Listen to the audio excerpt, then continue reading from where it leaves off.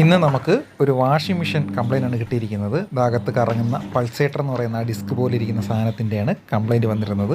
Load ഇടുമ്പോഴത്തേക്കും നമുക്ക് അത് കറങ്ങുന്നില്ല, പക്ഷേ വാഷ് ചെയ്യുന്ന സൗണ്ടൊക്കെ കേൾക്കുന്നുണ്ട്. അവിടെ ഇതാണ് പൾസേറ്റർ എന്ന് പറയുന്ന സാധനം. ഇതാണ് പഴയത് അതിൽ കിടന്നത്. അപ്പോൾ ഇതുപോലുള്ള കംപ്ലൈൻറ്റ് വരികയാണെന്നുണ്ടെങ്കിൽ ഈ പൾസേറ്ററാണ് നമ്മൾ മാറേണ്ടത്. ഈ ഒരു മോഡലിന് സ്ഥിരം വരുന്നൊരു കംപ്ലൈൻറ്റാണ് സാംസങ്ങിൻ്റെ ബബിൾ വാഷ് എന്ന് പറയുന്ന മോഡലാണ്. 6.2 kg ആണ് വരുന്നത്.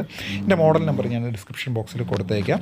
അപ്പോൾ ഈ ഒരു ഡിസ്ക് മാറിക്കഴിഞ്ഞ് കഴിഞ്ഞാൽ പൾസേറ്റർ എന്നാണ് പറയുന്നത്. ഇത് ഇളക്കി കൊണ്ടുപോയി 10-ൻ്റെ ടീ സ്പാൻഡർ വെച്ചാണ് ഇളക്കേണ്ടത്. അത് ഇളക്കി കൊണ്ടുപോയി കഴിഞ്ഞ് കഴിഞ്ഞാൽ നമുക്ക് പുതിയത് വാങ്ങാൻ കിട്ടും. അത് മാറിയാൽ മതി.